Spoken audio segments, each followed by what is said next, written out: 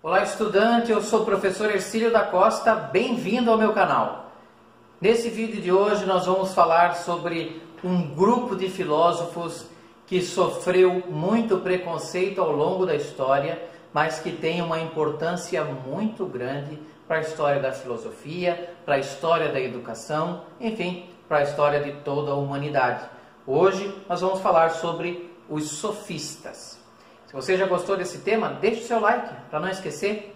E se não é inscrito no canal, já se inscreve, beleza?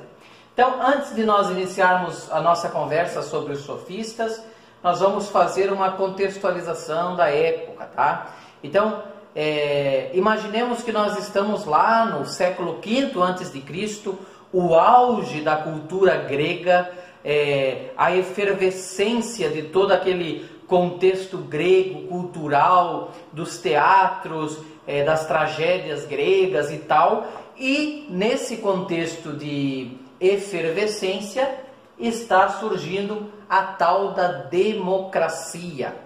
Então, pensemos que a democracia, como nós a conhecemos hoje, é uma coisa que foi conquistada, que foi nem sempre existiu, certo? Então, vamos fazer uma memória aqui, né? Democracia vem de duas palavras, a palavra demos e da palavra kratos. A palavra demos é povo, tá? Inclusive, os demos foram chamados os pequenos vilarejos que eram governados por alguém, certo? Os demos, os povoados, certo? E kratos é poder. Então, democracia se refere a poder do povo, certo? Um meio de poder, de governo do povo, ok? E é assim que surge a democracia.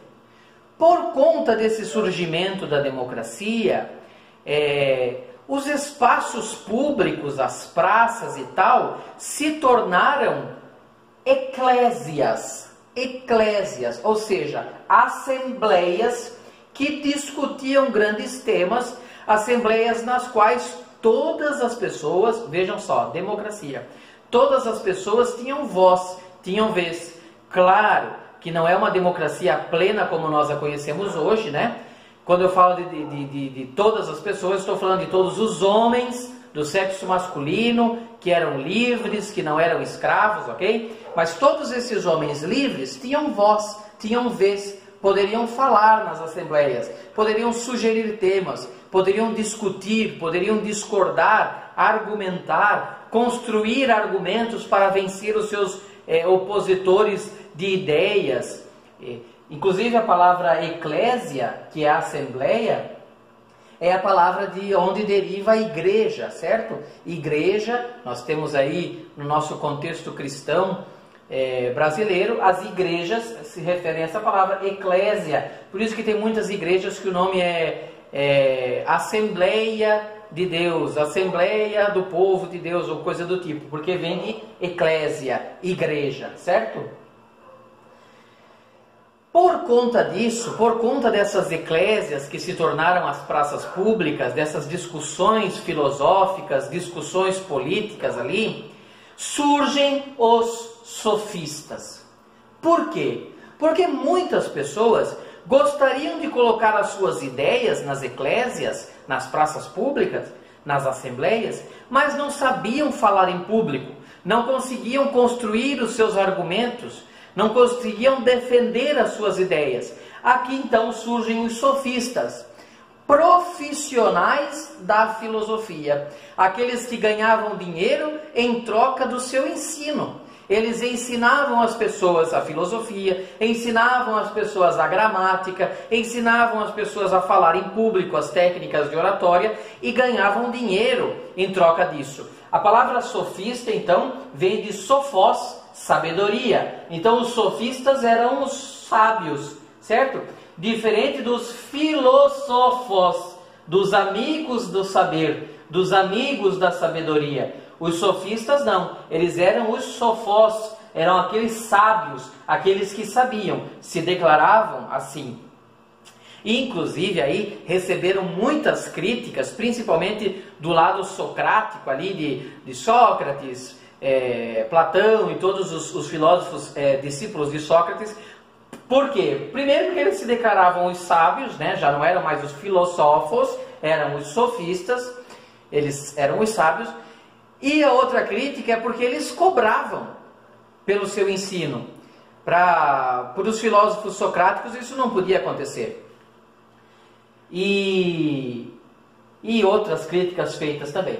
E aí surgem então esses sofistas como aqueles que ensinavam, aqueles que ajudavam as pessoas a desenvolver o seu intelecto, a desenvolver os seus discursos nas eclésias e tal, e ganhavam em troca disso. Aí receberam inúmeras críticas, né? E críticas, como já falamos, porque cobravam, críticas porque se declaravam os sábios. Com os sofistas se inicia o chamado período antropológico. Veja, no nosso vídeo da semana passada, nós iniciamos um estudo sobre os filósofos pré-socráticos.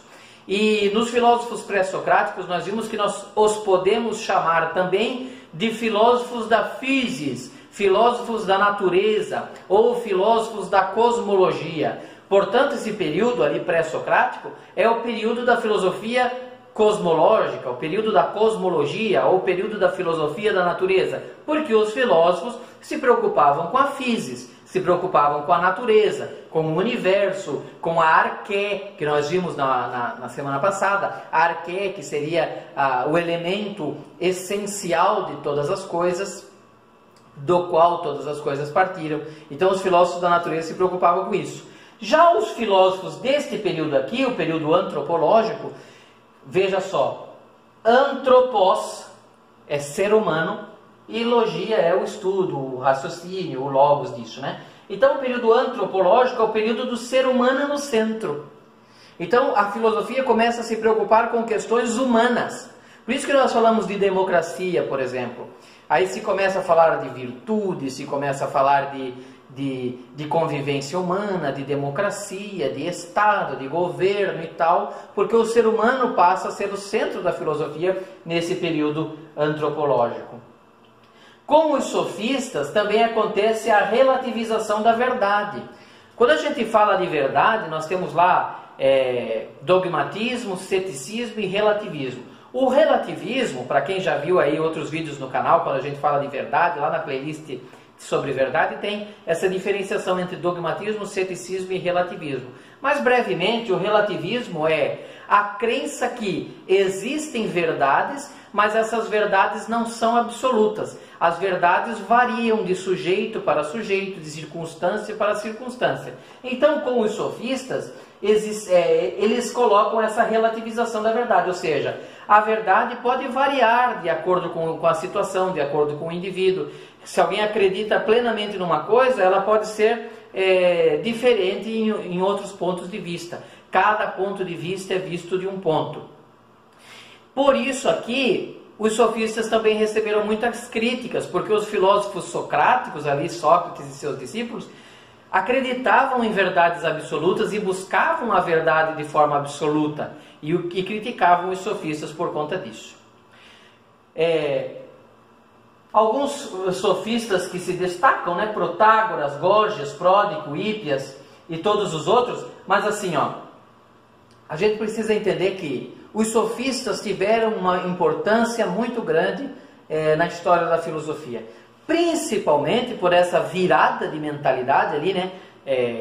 Não foi só por causa dos sofistas, mas todo aquele conjunto de filósofos ali das escolas sofista e socrática, surgem então esse movimento da escola do período antropológico. Então essa mudança de mentalidade, não se pensa mais para fora, começa a se pensar para dentro, no ser humano, em relação aos outros seres humanos também, por causa dessa reviravolta. E uma outra importância é porque os filósofos sofistas, principalmente aqui com o expoente chamado Protágoras, eles colocam o saber como democrático, ou seja, todos têm acesso ao saber, todos podem saber. Por isso que eles ensinavam, porque eles acreditavam que toda pessoa poderia saber. Diferente dos filósofos socráticos, aqui a gente bota até o dedo na ferida quando a gente fala de Sócrates, o grande Sócrates. Mas Sócrates era um defensor de uma filosofia elitizada. Sócrates dizia que a filosofia não é para todos. Nem todos conseguem chegar a atingir o saber filosófico para Sócrates. Então a filosofia é meio que elitizada. Para os sofistas, então, a filosofia não, a filosofia é para todos. Todos podem saber. Por isso que a gente ensina e por isso que a gente pode cobrar pelo nosso ensino. Assim diziam os sofistas. Beleza?